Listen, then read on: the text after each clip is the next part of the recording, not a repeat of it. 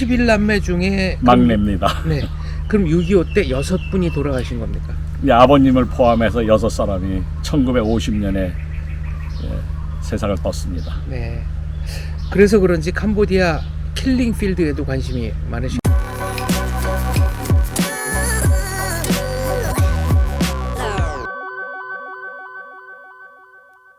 생생현대사 시청자 여러분 안녕하십니까? 캄보디아 깜뽕짬으로 김혜준 박사님 찾아뵙습니다. 안녕하십니까? 할렐루야, 안녕하세요. 네. 김혜준 박사님은 베델 기독교 초중고 유치원부터 학교를 운영하고 계시고요. 경기고 서울대를 졸업하시고 미국 캘리포니아 주립대학교 수학 교수님을 역임하셨습니다. 네, 그랬었습니다. 처음에 그 캄보디아의 한센병 환자 자녀들을 위해서 조그맣게 시작했던 학교가 지금은 20년 만에 학생 수 현재 1070명. 네, 그렇습니다. 이 재학 중인 아주 큰 학교로 성장을 했습니다. 1947년생이시죠? 그렇습니다. 어려서 아버님에게 비극적인 일이 있다고 들었습니다. 예, 6.25 사변이 일어난 1950년에 대전에서 그 동네에 있는 그 뭐라 그러나요? 빨갱이들 여기 인민재판을 통해서 학살을 당했습니다. 3살 때 본인을 업어주었던 6살 누님도 돌아가신 얘기 하셨죠? 같은 해에 그 반동분자 집안이라고 그래가지고서 저희를 그 외딴 곳에 격리 수용해서 아무도 못 오게 하면서 저 위로 형 셋과 누이 둘이 굶어 죽고 병으로 죽었습니다. 11남매 중에 막내입니다. 네. 그럼 6.25 때 6분이 돌아가신 겁니까? 아버님을 포함해서 6사람이 1950년에 세상을 떴습니다. 네. 그래서 그런지 캄보디아 킬링 필드에도 관심이 많으시고 맞습니다. 저기가 일하는 데를 캄보디아로 선택한 이유 중에 하나도 우리나라와 그런 비슷한 역사를 가졌고 여기에 그 동족 상잔의 그런 엄청난 비극을 통해 사람들이 너무나 그 상하져 있는 그런 나라에 와서 이 사람들을 위로해 주기를 원했습니다. 김혜준 박사님 친구분들 증언에 의하면 본인의 그런 그 기구한 가족사가 있기 때문에 캄보디아 사람들의 마음을 가장 잘 헤아려 줄 수 있는 사람일 것이다라는 평가도 있었습니다. 예, 뭐 거의 동의합니다. 그 사람들의 아픔을 내가 이미 개인적으로 체험했고 또 그것이 치료될 수 있는 방법을 알고 있기 때문에 물론 저는 목사 선교사로서 이 나라의 복음을 통해서 그것이 가능한 것을 알게 그래서 캄보디아에 오게 된 겁니다. 캄보디아 사람들이 가지고 있는 어떻게 형언할 수 없는 몸과 마음의 상처는 박정희 같은 인물이 나옴으로써 치유될 수 있다라고 말씀하셨는데 그건 어떤 뜻입니까? 우리가 한국의 그 배경을 보면은 비슷한 격동기를 걸친 나라입니다. 동족 상잔의 비극에 있었던 6.25 사변 그 이후로 우리나라의 그 당시의 정치 상황을 보면은 자칫하면은 그런 일이 되풀이될 수도 있을 수 있는 상황인데 박정희 대통령 같은 그런 탁월한 영도력을 가진 분 무엇보다도 대한민국을 사랑하고 그 국민을 사랑함으로써 우리나라가 앞으로의 그 발전된 나라로 나가고 또한 그분의 그러한 영도력을 위해서 우리나라가 안정에 들어갈 수 있는 그러한 기초를 닦으신 분이기 때문에 그러한 인물이 저는 이 캄보디아 같은 데서도 나올 수 있는 것을 생각하며 사실 우리 배달 학교를 시작하게 된 겁니다. 박정희 대통령의 가장 큰 업적이라면 어떤 게 있겠습니까? 무엇보다도 그분이 나라를 사랑해서 경제 부흥을 일으킬 수 있는 그리고 열심히 일하면은 우리도 잘 살고 된다는 그러한 새마을 운동을 일으킨 그거는 우리가 감히 말로는 표현할 수 없는 아주 혁혁한 업적이라고 생각합니다. 그거는 사람들의 멘탈리티를 바꾼 겁니다.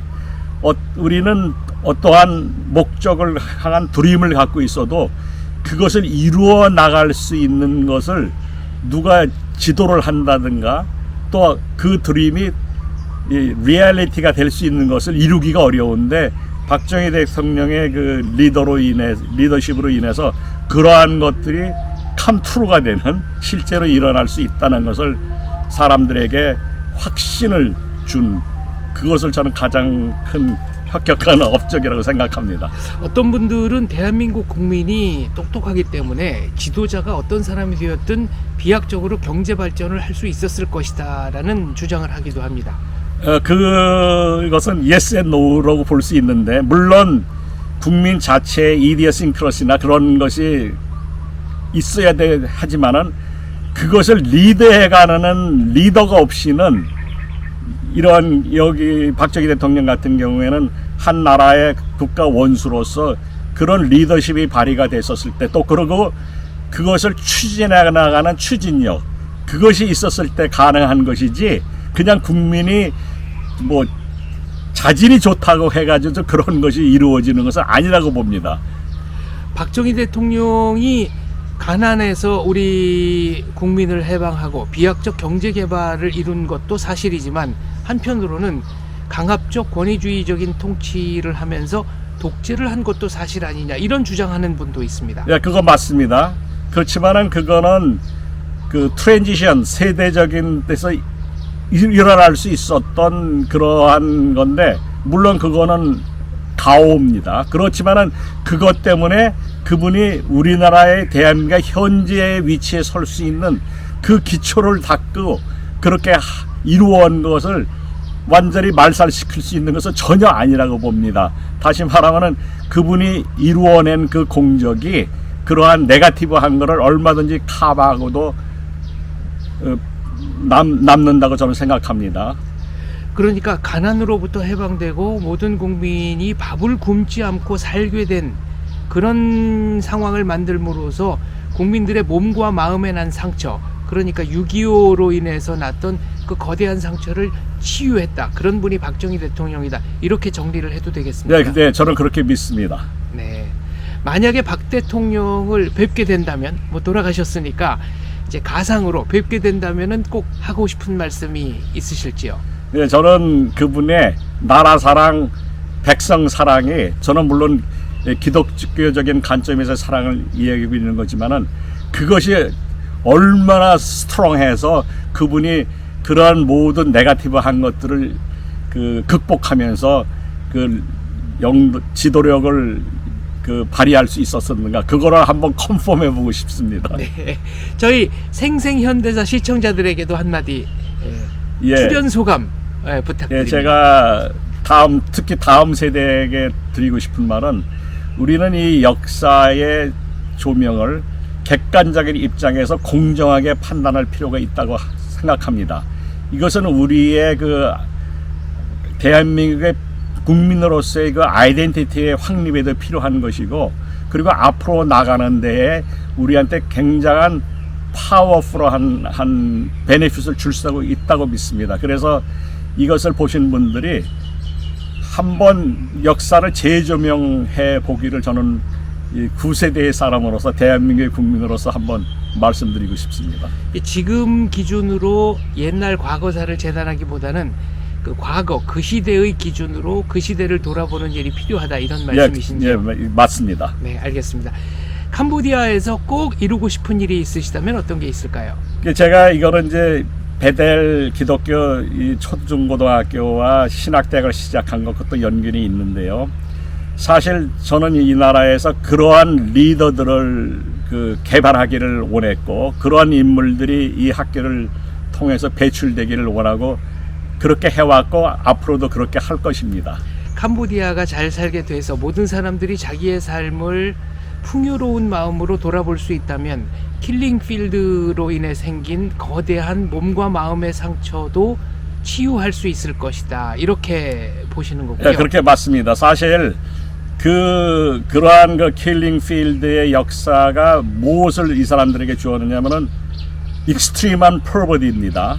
물론 이 심령의 상처 그 회복되기 어려운 곳도 있지만은 이것이 경제적인 발전과 풍요로움, 물질적인 정신적인 풍요로움에 의해서 그러한 상처들이 치료될 수 있고 더 나아가 그 사람들로 하여금 파지티브하게 세상을 보고 생활할 수 있는 그러한 파워를 주는 것으로 믿습니다. 알겠습니다. 오늘 인터뷰 감사합니다. 베델 기독교 학교를 통해서 캄보디아를 풍요롭게 만드는 미래의 지도자가 꼭 나오기를 저 역시 기도하겠습니다. 네, 감사합니다. 감사합니다.